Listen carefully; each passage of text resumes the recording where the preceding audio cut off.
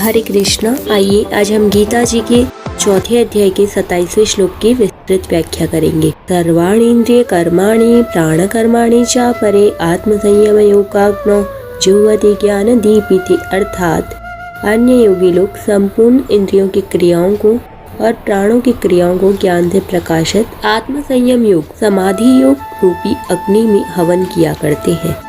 व्याख्या है, सर्वाणीन्द्रिय कर्माणि प्राण कर्माणि च परे। इस श्लोक में समाधि को यज्ञ का रूप दिया गया है। कुछ योगी लोग 10 इंद्रियों की क्रियाओं का समाधि में हवन किया करते हैं। तात्पर्य है कि समाधि अवस्था में मन बुद्धि सहित संपूर्ण इंद्रियों, ज्ञानेंद्रियों और कर्मेंद्रियों की क्रियाएं रुक जाती हैं। इंद्रियां सर्वथा निश्चल और शांत हो जाती हैं। समाधि रूप यज्ञ में प्राणों की क्रियाओं का भी हवन हो जाता है, अर्थात समाधि काल में प्राणों की क्रियाएं भी रुक जाती हैं। समाधि में प्राणों की गति रोकने के 2 प्रकार हैं। एक तो हठ योग की समाधि होती है, जिसमें प्राणों को रोकने के लिए कुंभक किया जाता है। कुंभक का अभ्यास बढ़ते बढ़ते रुक जाता है, जो घंटों तक दिनों तक रुके रह सकते हैं।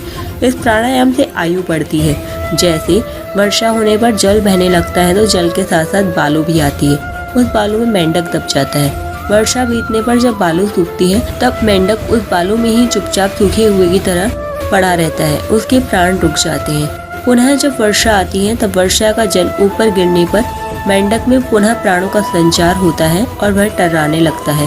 दूसरे प्रकार में मन को एकाग्र किया जाता है। मन सर्वथा एकाग्र होने पर प्राणों की गति अपने आप रुक जाती है। ज्ञान दीपिति। समाधि और निद्रा दोनों में कारण शरीर से संबंध रहता है, इसलिए बाहर से दोनों की समान अवस्था दिखाई देती है। यहाँ ज्ञान दीपित पद से समाधि और निद्रा में परस्पर भिन्नता सिद्ध की गई है। तात्पर्य है कि बाहर से समान दिखाई देने पर भी समाधि काल में एक सच्चिदानंद परमात्मा ही सर्वत्र परिपूर्ण है।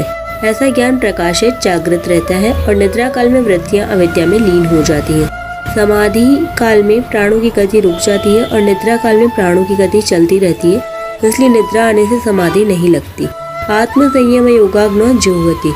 चित्त वृत्ति निरोध रूप अर्थात समाधि रूप यज्ञ करने वाले योगी लोग इंद्रियों तथा प्राणों की क्रियाओं का समाधि योग रूप अग्नि में हवन किया करते हैं, अर्थात मन बुद्धि से संपूर्ण इंद्रियों और प्राणों की क्रियाओं को रोककर समाधि में स्थित हो जाते हैं।